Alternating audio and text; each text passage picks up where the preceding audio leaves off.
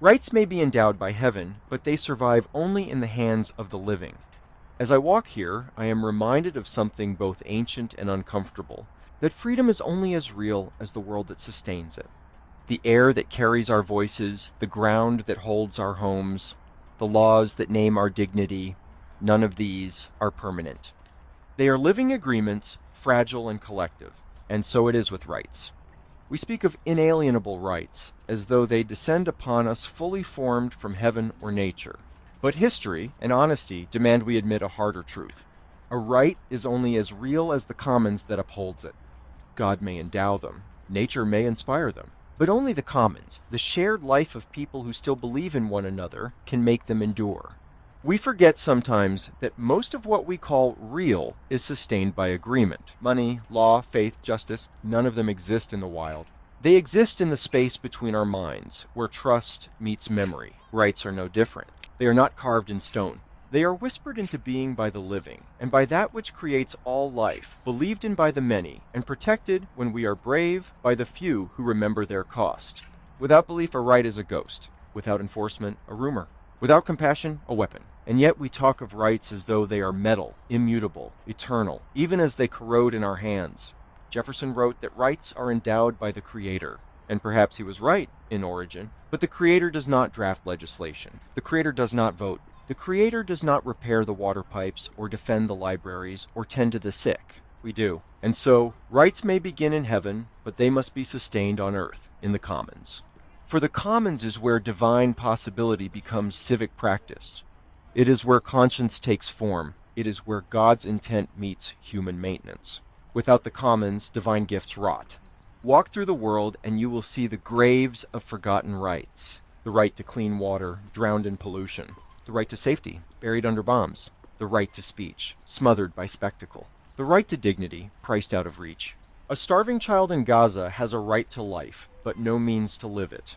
A refugee at sea has a right to safety, but no harbor that honors it. A citizen without health care has a right to health, but no institution that remembers it. What, then, is a right that cannot be practiced? A philosophy, a prayer, a tomb inscription. A right denied in practice is a right erased in reality. And reality, the one we build together, is the only court that ultimately matters.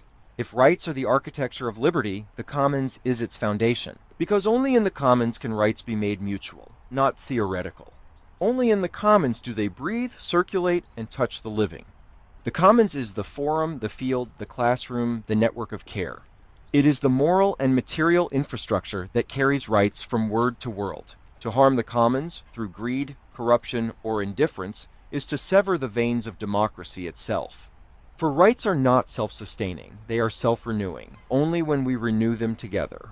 Let us be honest about belief, too. It is not always noble.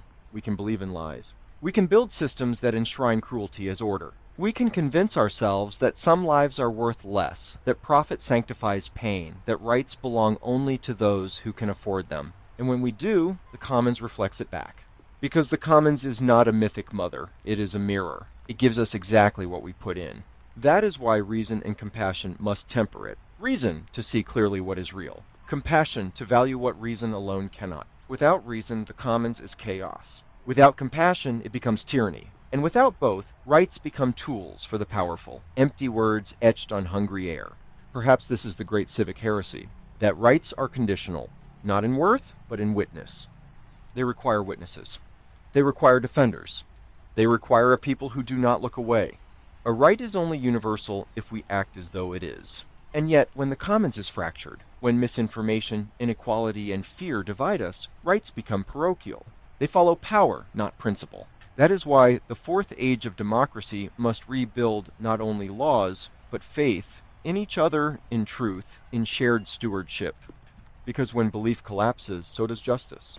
Let us then draft again the covenant of the commons, not in parchment, but in practice, it shall say. You have rights, not because you stand alone, but because we stand together.